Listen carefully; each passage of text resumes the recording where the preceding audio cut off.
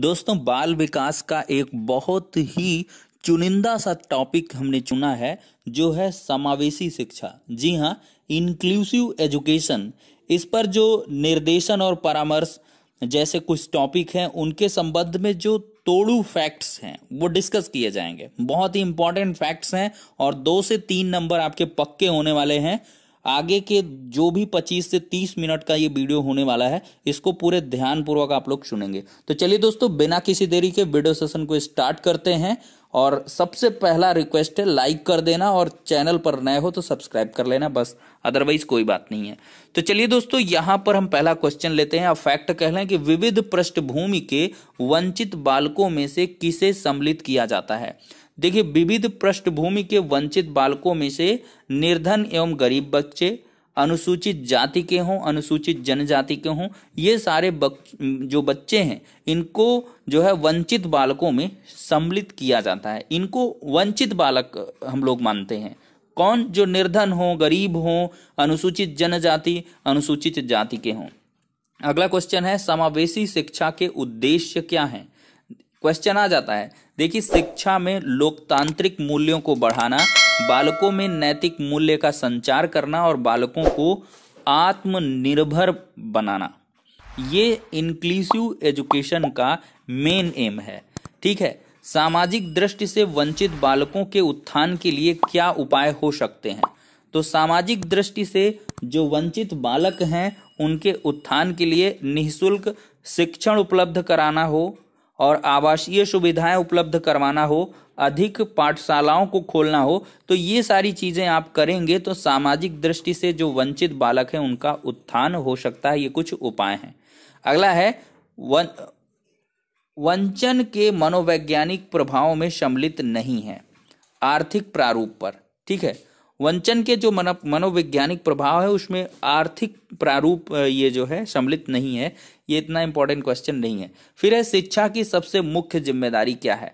देखिए, विद्यार्थियों को विभिन्न अधिगम शैलियों के अनुसार सीखने के मौके उपलब्ध कराना, यही शिक्षक की सबसे बड़ी और मुख्य जिम्मेदारी है कि विद्यार्थियों को क्या है, विभिन्न अधिगम शैलियों के अनुसार सीखने के आप मौके उपलब्ध कराइए, सीखने के बार बार उसको मौके उपलब्ध कराइए। यही जो है सबसे मुख्य जिम्मेदारी है।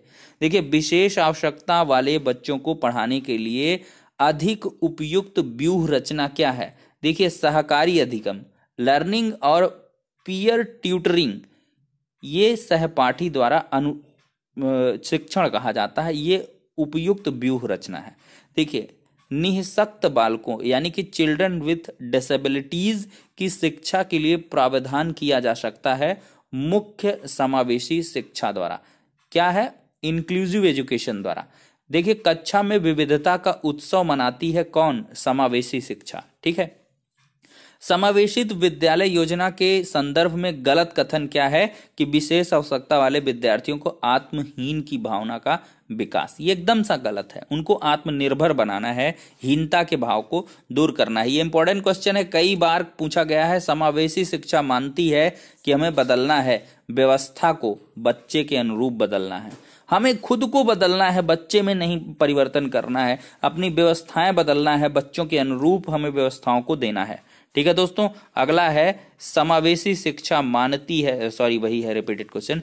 एक समावेशी कक्षा में किसी शिक्षिका की सबसे महत्वपूर्ण भूमिका क्या है? सुनिश्चित करना कि प्रत्येक बच्चे को अपनी संभावना को प्राप्त करने का अवसर मिले, उसकी जो पॉसिबिलिटी है उसको प्राप्त करने का उसको मौका दिया जाए, अवसर मिले। ये सुनिश्चित होना ही जो है एक समावेशी कक्षा में शिक्षक की सबसे महत्वपूर्ण भूमिका है। अगला है, सामान्य बच्चे व भिन्न रूप से योग्य बच्चों के लिए एक ही स्कूल यह इंगित करती है। समावेशी शिक्षा, सामान्य बच्चे और भिन्न रूप से योग्य बच्चों के लिए एक ही स्कूल यह इंगित करता है। हर एक बच्चा जो भी जिस प्रकार से वंचित है, अपवंचित है, डिफरेंटली एबल्ड है, कैसा भी है, वो दलित है, अनुसूचित है, अपर कास्ट, लोअर कास्ट, कोई कुछ ना डिस्क्रिमिनेशन रहे, एक छत के नीचे सभी को बैठा के, जो किसी प्रकार से जैसे विकलांग हो, दिव्यांग हो, कोई भी भेदभाव नहीं करना है। यही है इंक्लूसिव एजुकेशन, यही है समावेशी शिक्षा। सभी को एक छत के नीचे शिक्षा प्रोवाइड करना है। अगला क्वेश्चन है, समन्वित शिक्षा की सफलता निर्भर करती है समुदाय के समर्थन पर।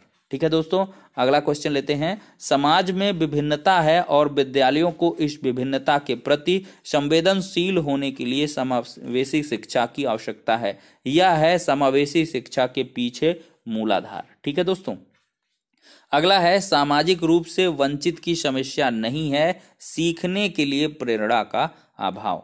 अगला क्वेश्चन जो है बहुत इंपॉर्टेंट है, कई बार पूछा गया है, यूपी टेट, सी टेट और सुपर टेट का पैटर्न क्वेश्चन है। पिछड़ा हुआ बालक वह है जो स्कूल के जीवन के मध्य में अपनी आयु स्तर की कक्षा से एक नीचे की कक्षा का कार्य करने में असमर्थ है। सिरिल बर्ट का ये कथन है। बीटीसी, डीएलएड वगैरह के जो एग्जाम होते हैं उनका पैटर्न क्वेश्चन है दोस्तों, रट मारो।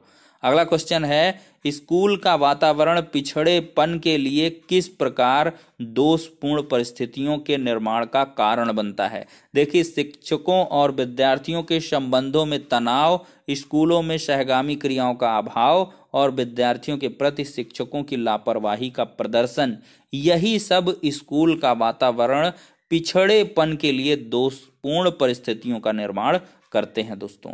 अगला है, निःशक्त बच्चों के लिए समेकित शिक्षा की केंद्रीय प्रायोजित योजना का उद्देश्य क्या है। नियमित विद्यालयों में निःशक्त बच्चों को शैक्षिक अवसर उपलब्ध करवाना। ठीक है, अगला क्वेश्चन है, मंद गति से सीखने वाले बालक को जरूरत होती है विशेष सहायता से। कोई बच्चा मंद गति से सीख रहा है तो उसको आप एक्स्ट्रा प्रोटेक्शन दीजिए, उसको कहते हैं नहीं, अलग से उसको एड्स दीजिए, अलग से सहायता दीजिए, उसको स्पेशल एड की ज़रूरत है, उसको स्पेशल हेल्प की ज़रूरत है, स्पेशल सहायता की ज़रूरत है। थोड़ा सा उसको पुचकार दीजिए, बच्चा एकदम चेतक की भांति दौड़ने लगेगा। अगला क्वेश्चन है, समस्यात्मक बालक यानी कि प्रॉब्लमेटिक जो चाइल्ड होते हैं उसकी श्रेणी में कैसे बालक आते हैं। क्रोध करने वाले बच्चे, भयभीत रहने वाले बच्चे और आक्रमणकारी व्यवहार करने वाले बच्चे, ये सभी प्रॉब्लमेटिक चाइल्ड हैं। समस्या ये उत्पन्न करेंगे, इनके जेनेटिक्स में होती है समस्या उत्पन्न करना। क्रोधी बालक होता है, क्लासरूम का माहौल बिगाड़ेगा, समस्यात्मक बालक की श्रेणी में आता है। देखिए, मानसिक रूप से पिछड़े बालकों की प्रमुख समस्याएं क्या है। स्कूल में समायोजन की समस्या, परिवार में समायोजन की समस्या, शारीरिक और मानसिक विकास की समस्या, ये मानसिक रूप से पिछड़े बालकों की मुख्य समस्या है। अगला क्वेश्चन है, मानसिक रूप से पिछड़ेपन का कारण नहीं है, अभिभावकों के शैक्षिक पिछड़ेपन के कारण बालक मानसिक रूप से पिछड़ जाता है। ये मानसिक रूप से पिछड़ेपन का कारण नहीं हो सकता है, एकदम गलत स्टेटमेंट है। अगला क्वेश्चन है, बुरी आदतों को सुधारा जा सकता है अनुबंधन द्वारा। ठीक है दोस्तों, अगला है, वह अक्षमता जो केवल जन्मजात होती है, इंपॉर्टेंट है, मंद बुद्धि।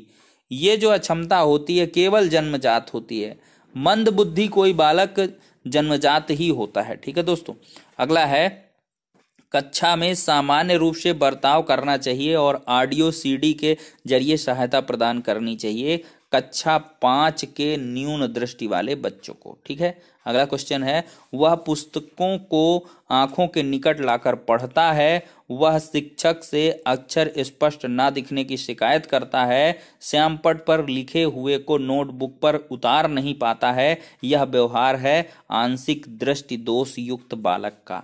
अगर ऐसी समस्या है तो उसको मेडिकल ट्रीटमेंट की आवश्यकता है, उसके आंखों के चेकअप की आवश्यकता है। अवश्य ही कोई न कोई आंशिक रूप से दृष्टि दोष उस बच्चे में आ चुका है दोस्तों। अगला क्वेश्चन है, दृष्टि दोष से युक्त बच्चों को आकृतियों का ज्ञान देना चाहिए त्रियामी आकृतियों के स्पर्श द्वारा। जो त्रियामी आकृतियां हैं उनको छुआइए, छू कर वो अपना स्पर्श करके उनका अनुभव करें। सांकेतिक भाषा का प्रयोग किया जाता है कैसे, मूक बधिर बच्चों की शिक्षा के लिए सांकेतिक भाषा का आप लोग सिंबॉलिक लैंग्वेज का इस्तेमाल करेंगे। ठीक है, सिंबॉलिक लैंग्वेज जिसको बोलते हैं। अगला है, सुनने की अक्षमता की जांच हेतु उपयोग किया जाता है डेसिबल का। डेसिबल मोस्ट इंपोर्टेंट क्वेश्चन है, सुनने की अक्षमता हेतु जांच में लाया जाता है, इंपॉर्टेंट है, रगड़ के इसको याद कर लो। अगला है, श्रवण हास से ग्रसित बच्चे कक्षा में सबसे मुख्य नौराश्य यानी कि कुंठा का सामना करते हैं, दूसरों के साथ संप्रेषण करने और सूचनाओं को बांटने में अक्षमता। ये श्रवण हास से जो मतलब सुन नहीं सकते बच्चे, ऐसे बच्चे इस कुंठा का सामना करते हैं। ठीक है, धीमी या तेज गति से बोलना बाड़ी दोष नहीं है, एकदम ये दिमाग से निकाल देना। धीमी गति से कोई बोले या तेज गति से बोले तो ये कोई बाड़ी दोष नहीं है। फिर अगला क्वेश्चन है, एक बच्चा जो आंशिक रूप से देख सकता है, विशेष प्रावधान करते हुए उसे नियमित विद्यालय में रखना चाहिए। ये सही ऑप्शन है इसका। एक व्यक्ति वैधानिक रूप से दृष्टिबाधित है, यदि उसका विजन क्षेत्र 20 डिग्री है तो उसकी विजुअल एक्विटी क्या है उसकी, अत्यधिक उपयुक्त सुधार के साथ ठीक आंख में 6/60 से कम है इसकी। ठीक है, विजुअल एक्विटी की अगर बात करें। अगला है, छोटे शिक्षार्थियों में कौन सा लक्षण पठन पाठन कठिनाई का नहीं है। देखिए, पठन गति और प्रवाह में कठिनाई। अगला क्वेश्चन है, धारा प्रवाह रूप से पढ़ने और शब्दों पर पलट कर जाने में कठिनाई एक विशेषता है अधिगम अशक्तता वाले बच्चे की। लर्निंग डिसेबिलिटी से जूझ रहा है ऐसा बालक। ठीक है, अगला क्वेश्चन है, एक बच्चा सा को वाज, न्यूक्लियर को अनक्लियर में अंतर नहीं कर पाता है तो वह ग्रस्त है डिसलेक्सिया से। डिसलेक्सिया से वो बच्चा ग्रसित है दोस्तों। अगला क्वेश्चन है, डिसलेक्सिया संबंधी है पठन विकार से। पठन विकार से संबंधित है डिसलेक्सिया, पढ़ने की अक्षमता से संबंधित है डिसलेक्सिया, सीखने की अक्षमता क्या है, एलेक्सिया। मोस्ट इंपॉर्टेंट है, सीखने की अक्षमता क्या है दोस्तों, एलेक्सिया। यदि आपकी कक्षा का एक बच्चा सी को डी, डी को सी पढ़े तो वह पीड़ित है डिसलेक्सिया रोग से, पठन विकार है उसको। ठीक है, पढ़ने की अक्षमता है उसको, डिसलेक्सिया है। यदि एक बच्चा 16 को 61 और 6 को डी के मध्य अंतर नहीं कर पाता है तो सीखने में अक्षम है, डिसलेक्सिया है। कई बार से घुमा फिरा के क्वेश्चन पूछता है सीटेट यूपीटेट में। देखिए, शारीरिक रूप से अक्षम बच्चों को सामान्यता होता है डिस्ग्राफिया। देखिए, मुख्यतः लिखने की कठिनाई से जुड़ा है डिस्ग्राफिया। ग्राफ ऐसे ऐसे बनता है ना, लंबाकार गोलाकार कैसा भी ये ग्राफ होता है ना, तो ये क्या है, लिख के ही तो ग्राफ बनाओगे दोस्त, इस तरह आपको लिखना पड़ेगा, हाथ चलाना पड़ेगा, तो ये क्या है, डिस्ग्राफिया है। अगला क्वेश्चन है, विकृत लिखावट से संबंधित लिखने की योग्यता में कमी एक लक्षण है किसका, डिस्ग्राफिया का। अगला क्वेश्चन है, एक औसत बुद्धि वाला बच्चा यदि भाषा को पढ़ने और समझने में कठिनाई प्रदर्शित करता है तो यह संकेत करता है कि बच्चा प्रदर्शित करता है क्या, पठन अक्षमता, यानी कि डिसलेक्सिया प्रदर्शित करता है दोस्तों। तो 12 मिनट के अंदर बहुत ही इंपॉर्टेंट फैक्ट्स को डिस्कस किया है।